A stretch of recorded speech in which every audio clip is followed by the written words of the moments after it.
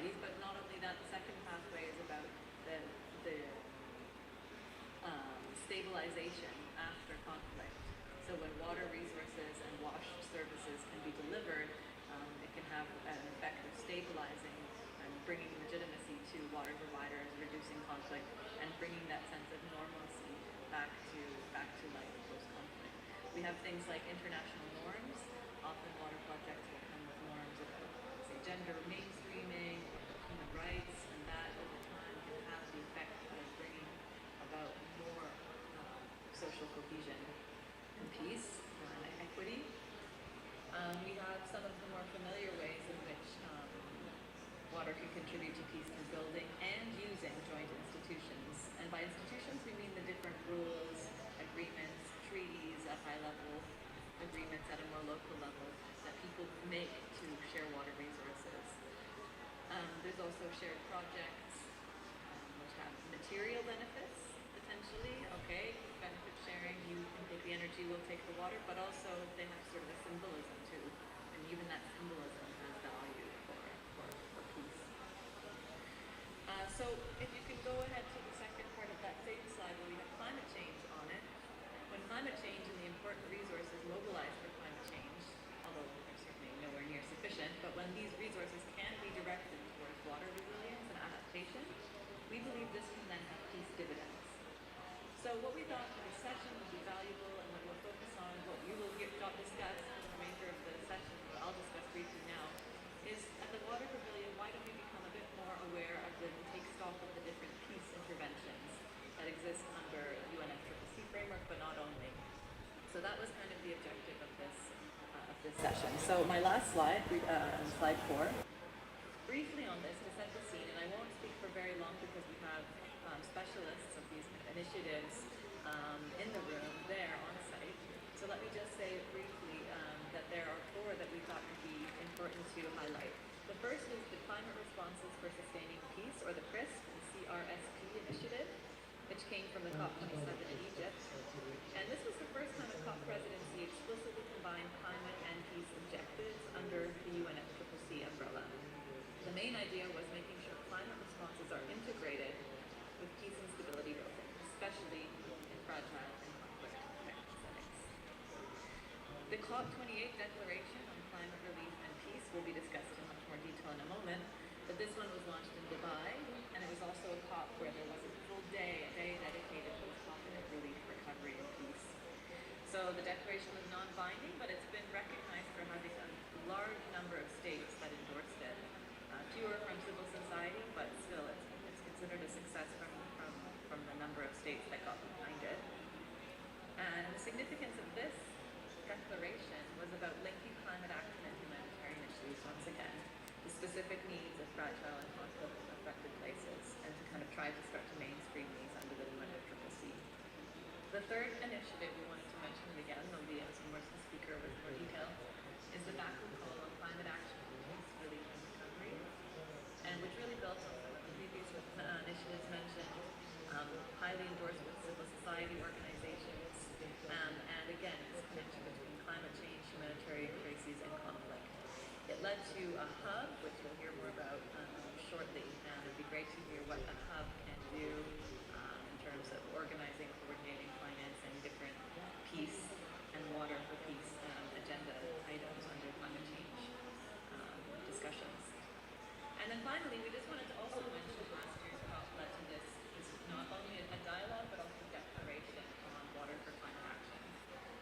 And so the dialogue is the COP-to-COP mechanism to keep talking about water across the different COPs. So this is a really fantastic initiative, and we can advance water for peace discussions like other water important discussions through this mechanism.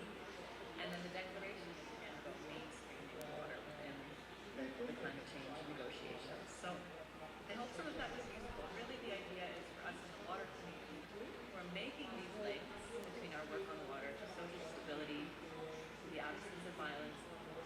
So things like this, we can be aware of those initiatives that exist and try to link up and join forces. Thanks, that's all for me. Thank you, Laura. We give an applaud to you. not knowing if you can hear us, but we're with you in spirit. So, having looked back a little bit and moving into where we are right now, I would like to introduce the panel, starting with from far away, Nicholas Bishop. You are head of climate resilience and human security at IOM. You're here to introduce the COP28 declaration on climate relief, recovery and peace. And on your right side is Elina. Welcome, Elina Mariutsa. You're the policy advisor at InterPeace. And you will introduce the Baku hub on climate action for peace, relief and recovery. And last but not least, Lucia de Strasser, you're environmental affairs officer at the Water Convention Secretariat, hosted by UNECE, and you will introduce the Water Convention and the UN-wide strategy on water and sanitation. So, by having introduced you, I would like to start with an initial question to all of you, and going to Nicholas again. The COP28 declaration on climate relief, recovery and peace brought a conflict-affected and fragile context into the climate agenda. Could you briefly walk us through what this declaration is, how it came about, and what it seeks to change in global climate policy and practice? Please, Nicholas. Hi, everybody. I hope you can hear me okay. I guess first and foremost, apologies that my colleague Elina de Jong is not here this week. She was a seminal part of negotiating the COP28 declaration text on behalf of the COP28 presidency and the government of the UAE. She's going to be in COP next week in case anyone has additional interest in engaging on the COP28 declaration. But on her behalf today, I'm happy to share that, so as you're all aware, the declaration was launched at COP28, really during what represents the first ever thematic day on peace, relief, and recovery at a climate COP. It's subsequently been endorsed by 94 countries and over 40 plus organizations, which includes my own organization, IOM. I think on the website it shows slightly less organizations than the total number, but I think it's important to reflect that more than 40 organizations, UN entities, NGOs have endorsed that declaration. It was developed as a part of the COP28 action agenda.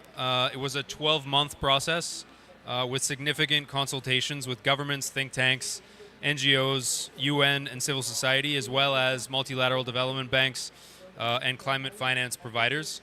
So really holistic in terms of its approach, which I think is to some extent unique within this kind of formulation of climate peace and recovery related declarations at COPs to date. The presidency itself worked with two different advisory groups, one which was comprised of government representatives and one comprised of finance providers and peace and humanitarian representatives. So again, I think that constellation in the COP process is also unique, trying to overcome silos, trying to ensure integration of comprehensive perspectives. The draft was circulated to all parties via formal channels with note for balls via the UAE Ministry for Foreign Affairs, which allowed for the provision of different options and channels for feedback. Quite a number of entities did provide written feedback over the consultation process.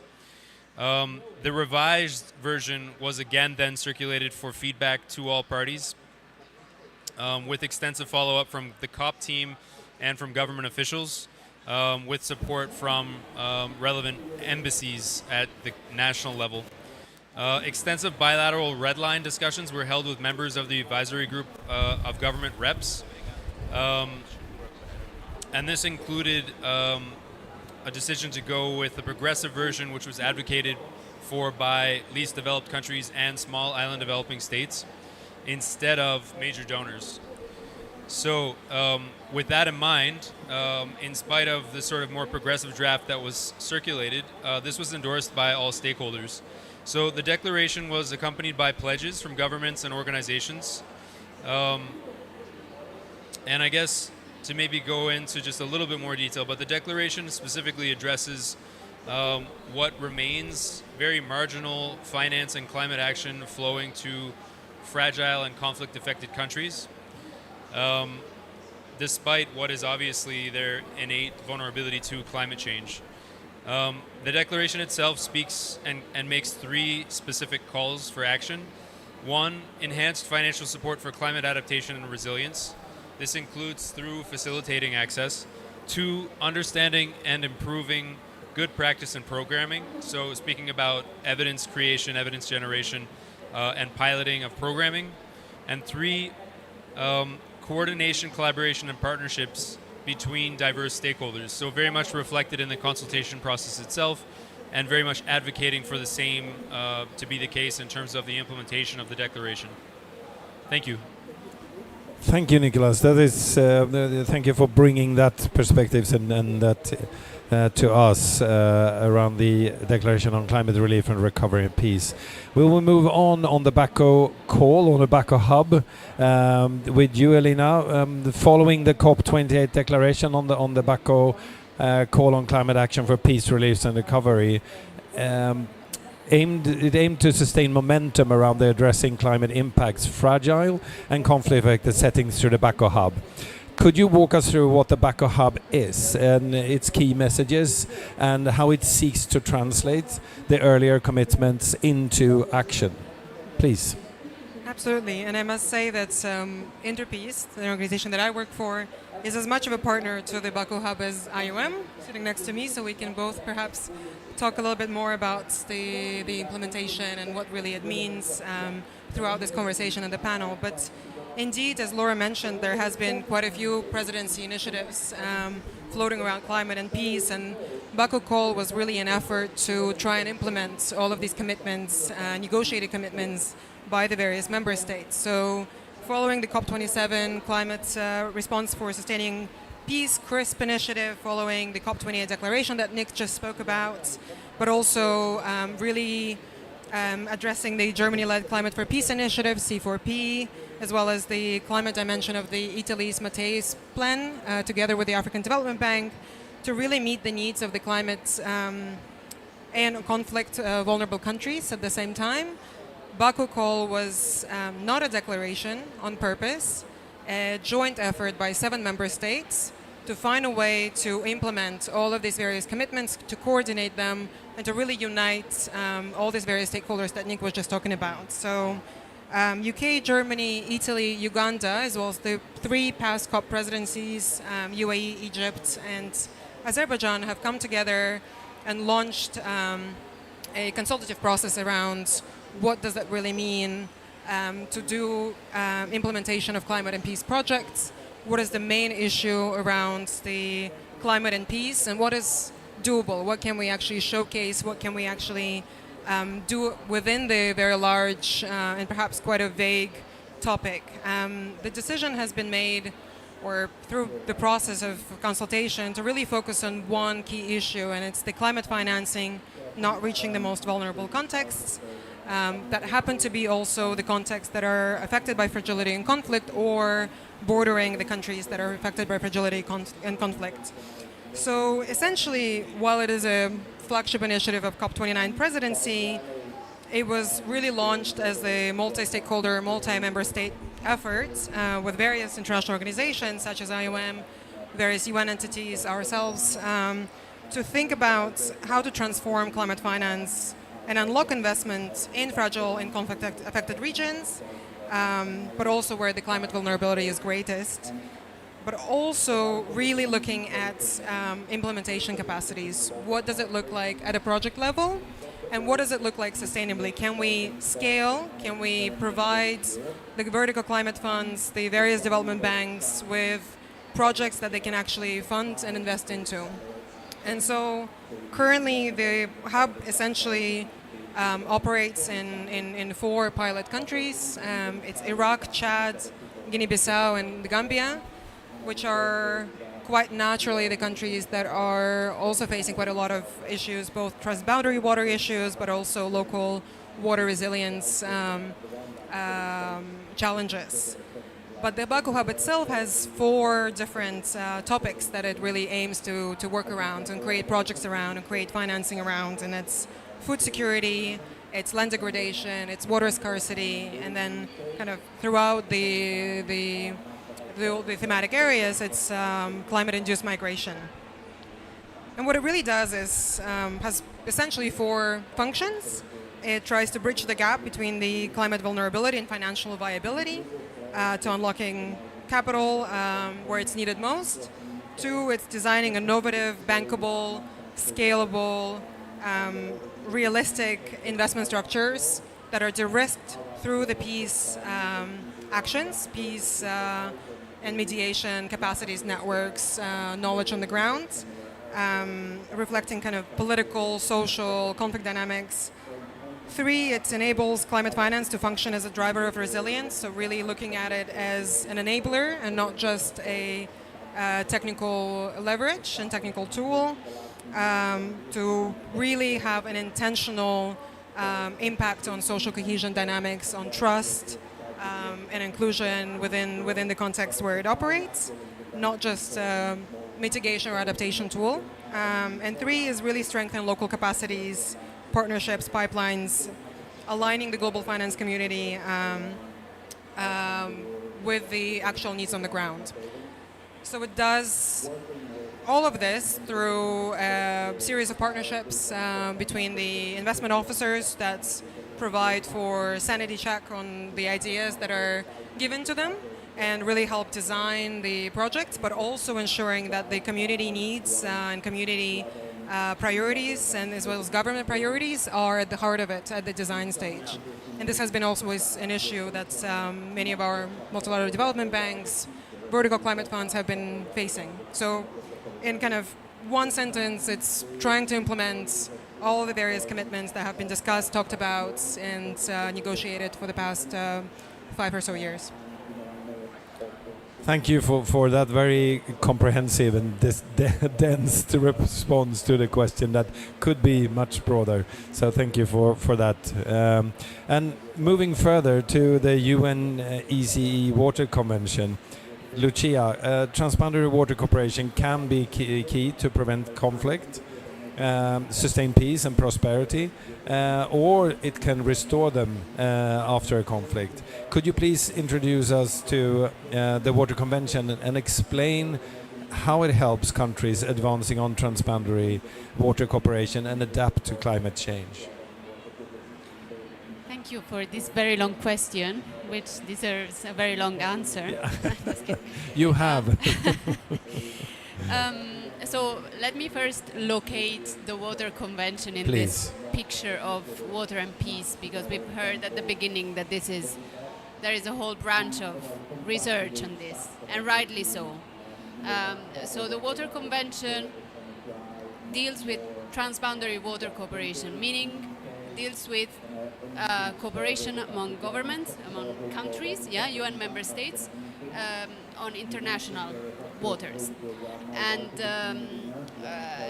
it's a convention that was initially negotiated as a UNECE instrument. UNECE is a region that goes from Europe to Central Asia.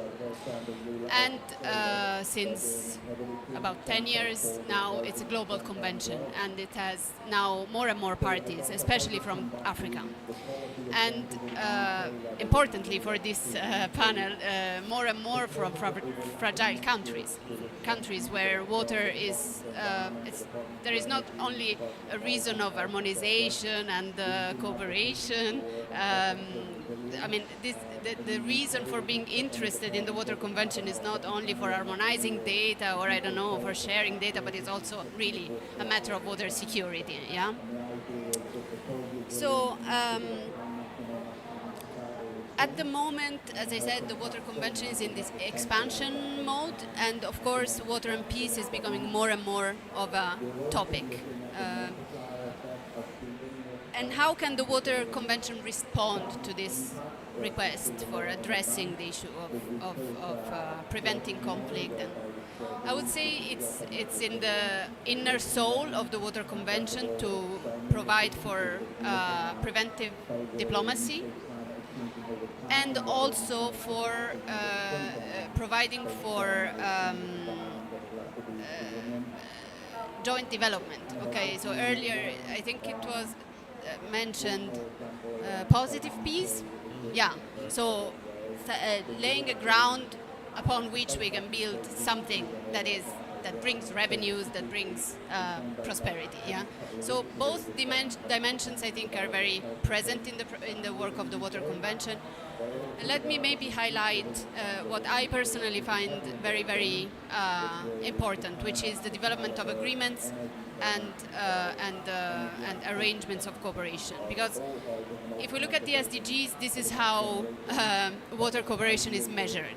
Really, it's the presence of operational agreements. Yeah, meaning there is an institution that is mandated with water cooperation, and this institution has plans, okay, and the parties, and the riparian countries to the basin get together regularly, and they make plans together and implement these plans together. So this is how it should work in transboundary basin. So if we look at that indicator, okay, we know that, let's say, the way to go is to develop more agreements, or, as I said, arrangements. I mean, understandings, memorandum of understanding, things like that. Yeah, and on this, the Water Convention provides a lot of guidance, and of course, cascading from that, there is a sharing of data, so protocols for sharing data, information systems, new technologies, sharing them across the border. What else? Joint monitoring. Very, very important, especially if we think about groundwater. It's a whole new world that is opening up. Yeah. So I would say, yeah, this is how the Water Convention can help, especially new countries that are coming in and they are in need. And also, with all of that, it can help accessing financing, right? And also adapting whatever agreements is there to climate change, because maybe there is an agreement, maybe it served its purpose for a long time, and now it's shaky ground because simply the conditions have changed. There is not enough water, or there is not, or the water is no longer of good quality, of enough good quality, you know. So all of these new issues are coming up, and countries all around the world, I think, need to deal with them. And the risk of not dealing with them is to then enter conflict. So, yeah, sorry, it took. And that is a good segue, because if you have also been involved in the UN-wide strategy on water and sanitation, so could I ask you to just segue over a little bit and illustrate the UN system-wide strategy for water and sanitation in this perspective? Absolutely. Of course, one of the difficulties of water, and one of the beautiful things about it, is that it's a bit everywhere. So once upon a time, water was not such a big deal, and good times. Now, at some point, okay, who is working on water? Yeah, and turns out that a lot of UN agencies were working on water. So that's where UN Water was created. It's a coordination mechanism to make sense of all of this. Recently, I think it was 2024. Yeah. The UN came up with the UN-wide strategy for water and sanitation, and this with the ambition of capitalizing on the work that had already been done, finding synergies, avoiding that we spend money on the same thing here and there, and most importantly, supporting the countries as UN, not as UN agencies. So being able to deliver answers that are complementary also, right? So this is what the UN-wide strategy is about. Let me see, I had the point that I wanted to make about the UN water strategy. Well, of course, I mean, this was a huge undertaking. There was like 36 UN entities, 52 partners, and the UN chair, which is IFAD right now. the ambition is to scale up action on water through the UN system. Yeah, and in particular, Action 3 is mainstreaming water within the Rio Conventions at all levels. Yeah, providing support to the Rio Convention Secretariat to fill water-related decisions, provide technical, scientific and policy expertise to parties, for example, supporting them in developing NAPs and NDCs, and the work of the UN Expert Group on Water and Climate Change, which is led by UNECE, WMO and UNESCO, can help the Secretariat of the Rio Conventions once again to mainstream water. I mean, a lot of actions, but overall drive all of these different activities and programs of work in the same direction. And I would say that the most important event coming up, something to look forward to, is the UN conference, obviously, the UN Water Conference of 2026, where hopefully all of these can turn a bit into action with the commitment of the countries and the commitment of the UN again. Yeah. So this is, we'll see what it will have delivered by then. Yeah. Thank you. So, moving from where we come from, looking back and looking also at the situation where we are now, with all these declarations and the connection between them, and how they are driven to or founded to create space for action and for change. So I move over to you, Nicholas. Looking a bit forward, what would you identify as the biggest achievements of the initiative you have presented, and what works, and how can that be brought forward? Thanks, Thomas. I mean, I think maybe first and foremost, and out at the front, there was, at least around the COP28 declaration, there's broad-based alignment from major financial stakeholders, which I think is something not only very critical given the lack of financial access and financing into fragile and conflict-affected settings, but just to see the level of interest driven by the UAE presidency across the African Development Bank, Islamic Development Bank, AIAB, World Bank, GCF, GEF, to see that level of alignment and to have the EU in particular endorse the COP28 declaration as an institution, I think is probably one of the principal success stories of the declaration.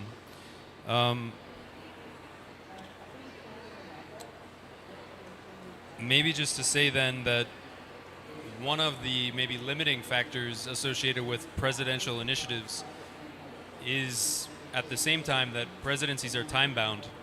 So yes, there's kind of there's a troika that's now coming into effect where the following or the last three presidencies kind of keep a hand in to ensure some level of sustainability of the developments that they took forward. Having said that, when you downscale all the staffing in the presidency, sustainability becomes an issue. For the COP28 declaration in particular, we have the G7 plus Secretariat of Conflict-Affected Countries, which is now currently co-chaired by the Solomon Islands, ODI Global, and the Anwar Gargash Diplomatic Academy of the UAE have essentially taken over the leadership and are driving forward the declaration. But I think that sustainability factor with presidential initiatives is a challenging one. And maybe just to then move into somewhat of a gray area, but one which I think is very critical across all of these declaration and agreements and the overall engagement with peace and security within COP, would be that I think some stakeholders have flagged that there's a risk of focusing on a new grouping of countries.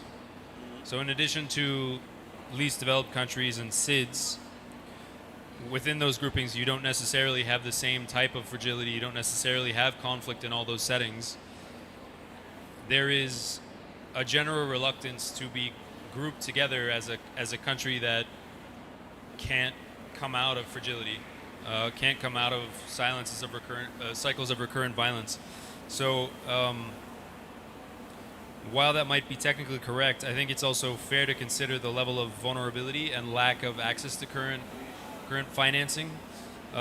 So with that in mind, peace and security as a topic has not entered negotiations by large. So there's still a lot of space and effort to try and promote peace and security within negotiation tracks.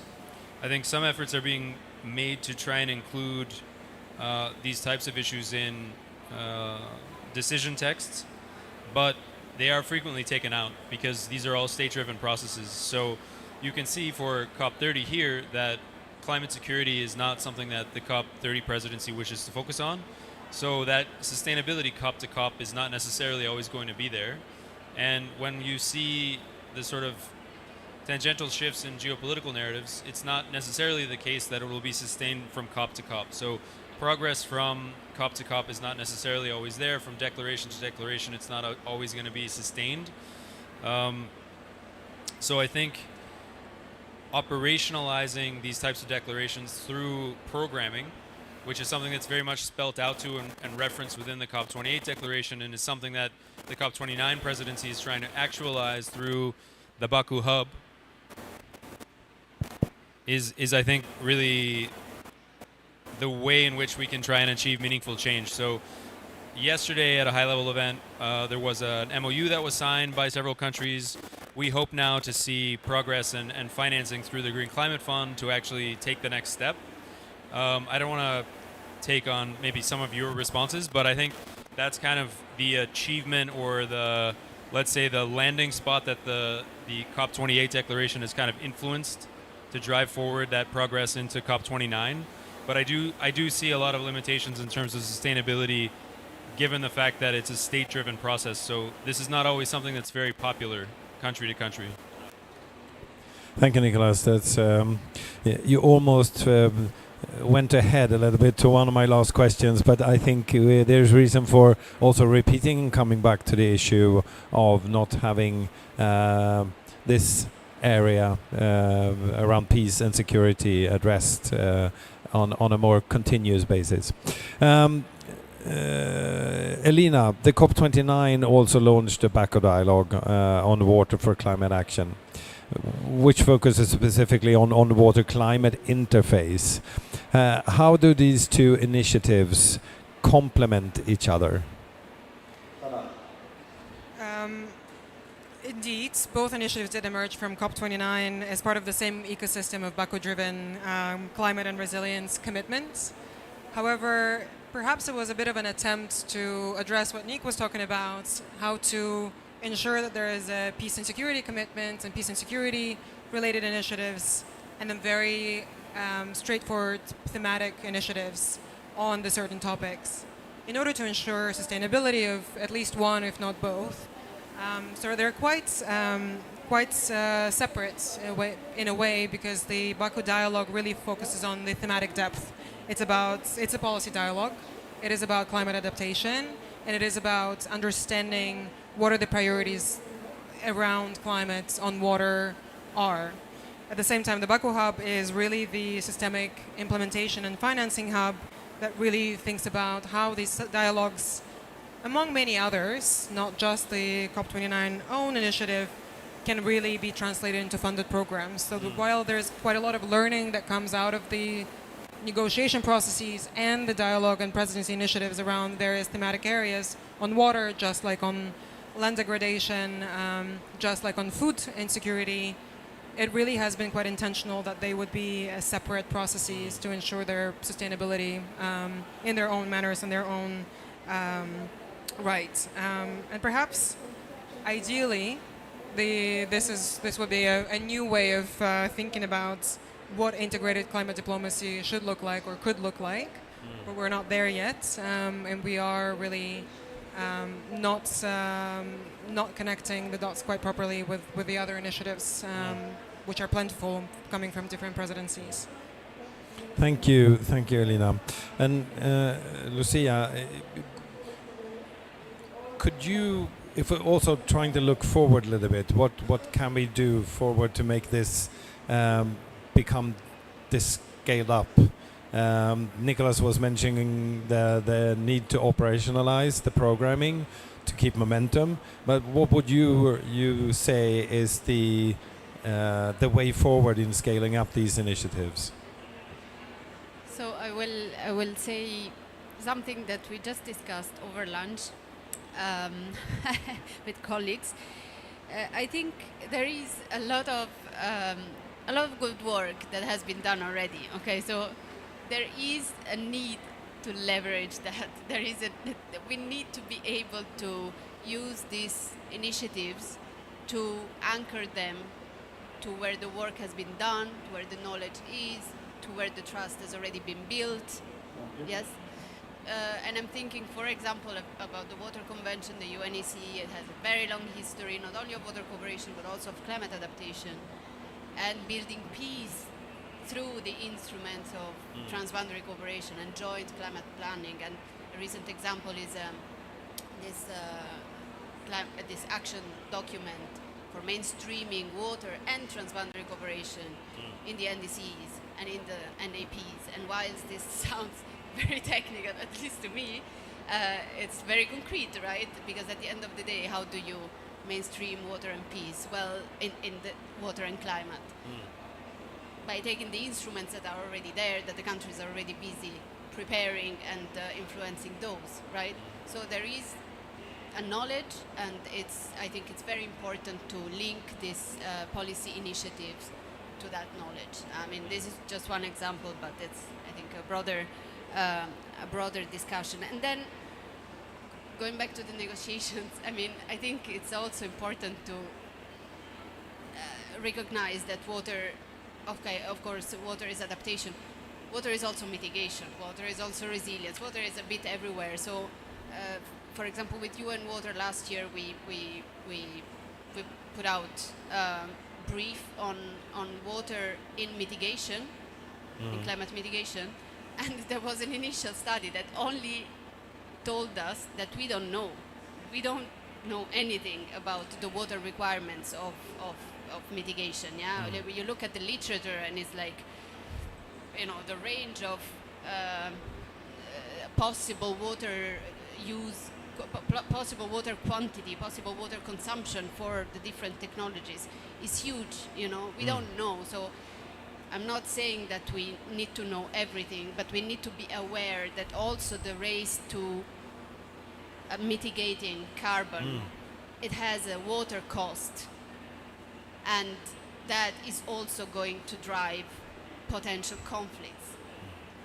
Minerals, power, like highly energy intensive data centers, you name it. I mean, we all know, okay, so I'm not going to repeat, but there is an important role for water also for that. So it's important that in the negotiations this also starts appearing and being discussed very clearly, because water is managed at at many different levels, and one of the ways that is not managed is at the global level. Yeah, it's invisible in trade, but yeah, it's going to dry up a lot of places. So I think this aspect in the water and peace discussion is very important. So I hope that, yeah, I had actually a very specific recommendation, if I can take 30 seconds, is Please. From a colleague of mine who is much more knowledgeable than me on climate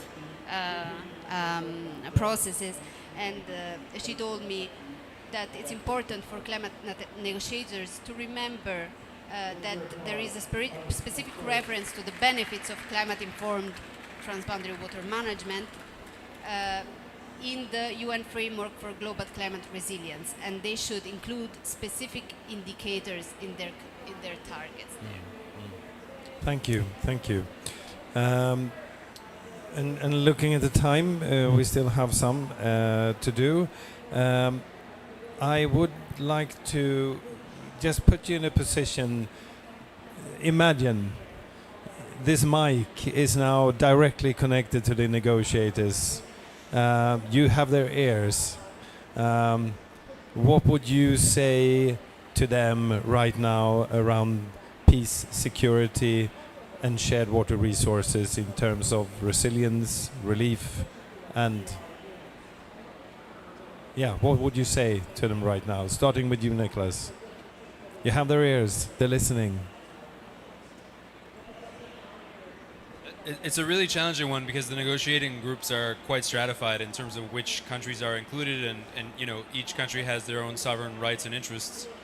I think that generally there's broad-based recognition of peace and security issues. Within the peace and security community, in some ways I think climate is still something very new and foreign, and there's not necessarily a lot of expertise around it. So rather than being a preeminent driver of peace and security issues, it's something that people are still learning about and being sensitized around. So I still think there's a tremendous amount of investment required, and the same is true on the climate side. Peace and security is generally a very new issue for climate stakeholders. Certainly true for negotiators as well. So in line with a lot of the advocacy work that my organization has done around the global goal and adaptation, as well as on loss and damage, where water scarcity issues are a major factor for a lot of countries where we operate in, and something that we hope to also address through some of the Green Climate Fund financing, through the initiative under the COP29 presidency and the Baku hub. But yeah, I mean, I guess if I had the ear of the negotiators, I would probably suggest a lot of sensitization ahead of negotiations, as we've been doing with the global goal on adaptation, as we've been trying to do with state parties around loss and damage considerations. There's still there's very few technical experts on some of these things, and I think investing time and effort to build expertise ahead of negotiations is very worthwhile. We've tried to have sessions with the G77 plus China. In particular, we've had a lot of engagement with the Africa group of negotiators, both before and during COP processes.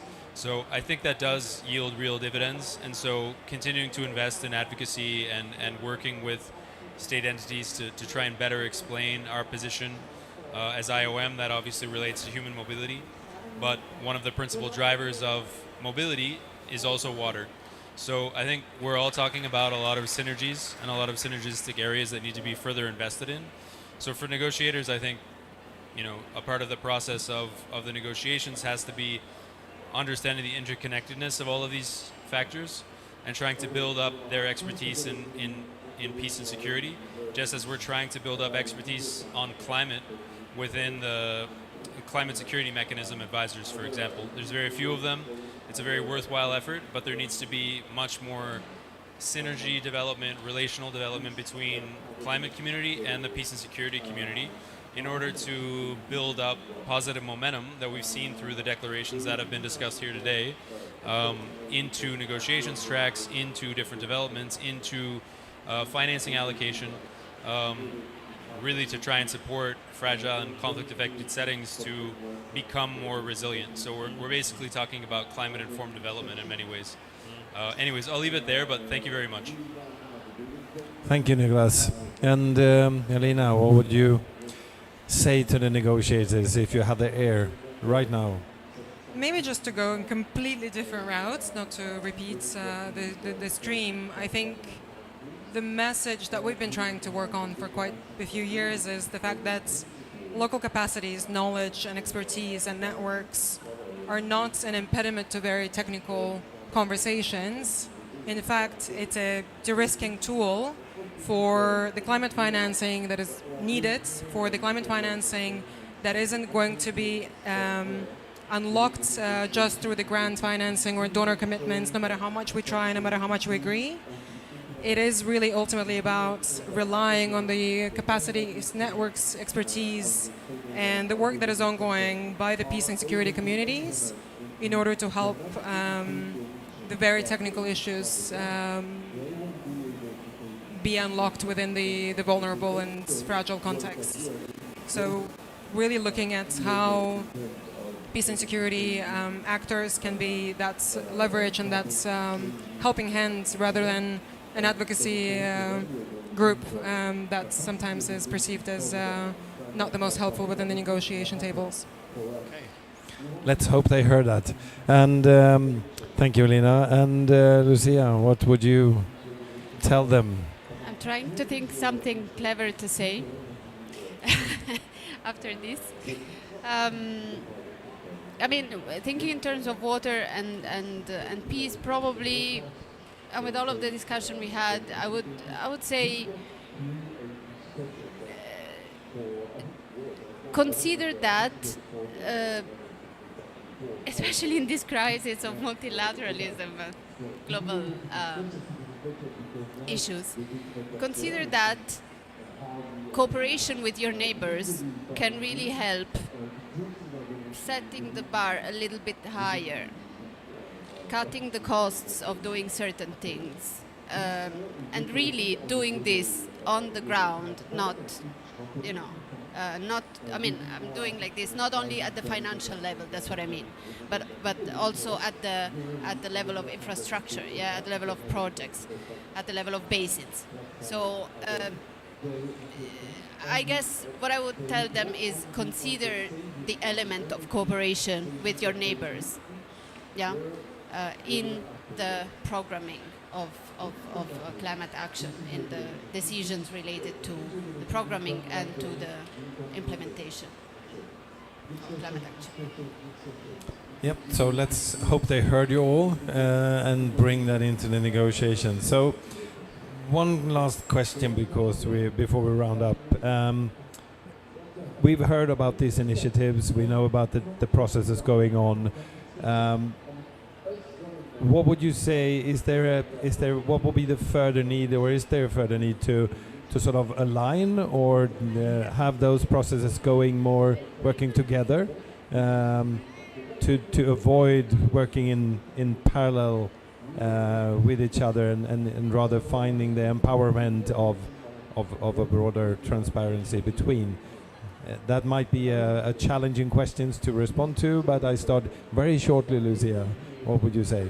Actually, this is a much better point than the one that I made. Like, I mean, if countries take the leadership of something, that's great, but pick it up where somebody else left it, build on what has been done.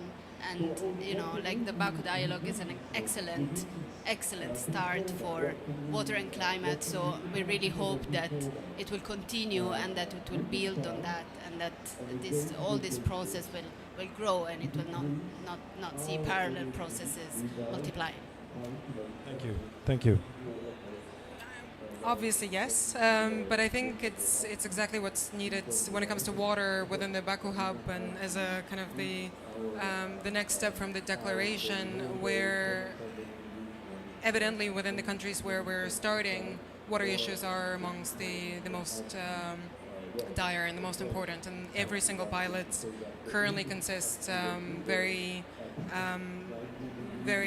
intentional water and peace ideas and thinking for the pipeline. Along the road, as the work starts, we'll need a lot of the water community with their expertise, with the technical capacities, with the various lessons learned from other contexts, because we're really trying something new. So I think it's extremely needed. It is going to be hard, but it's also the only way to sustain these initiatives.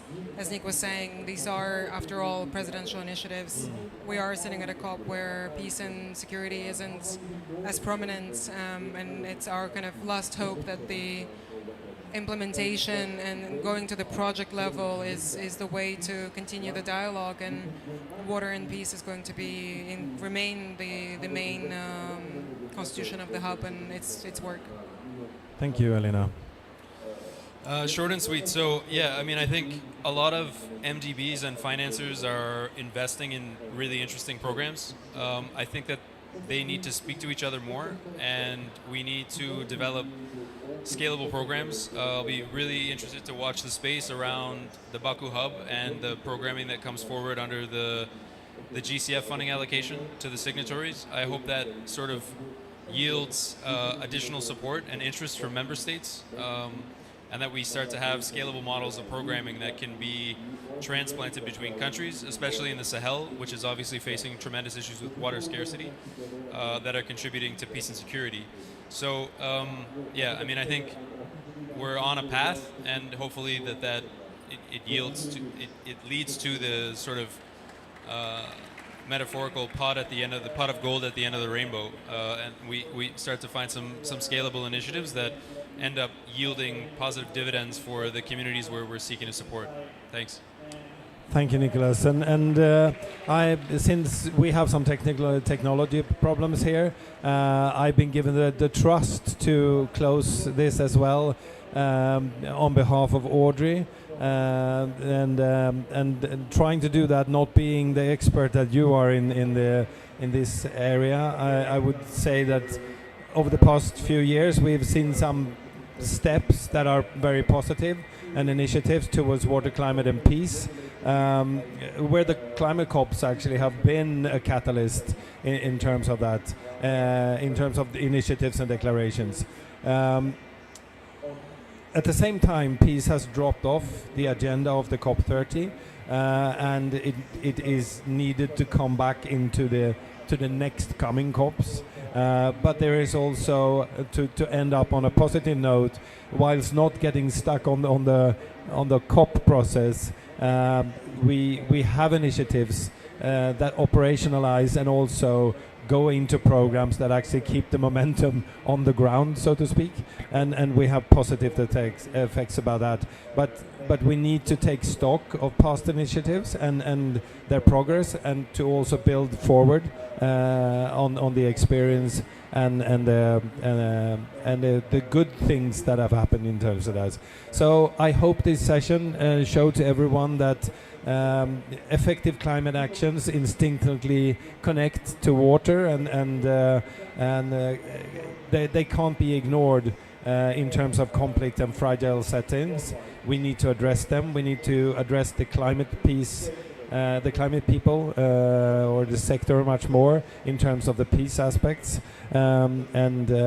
As we know, I just heard Johan Rockström over here saying how the effects of the deforestation here in Brazil, but also in the Congo and also in Indonesia, is now risking to turning the rainforest and the biodiversity aspects, but not only that, the savanna effects that comes where water is not going in the hydrological cycle anymore, but it actually dries out, which will increase the heat, and of course the risk of lack of water, too much, too little, too dirty, but also the peace aspects. And by that, thank you for coming here, inspiring us to move forward on the peace and security issues related to shared water resources.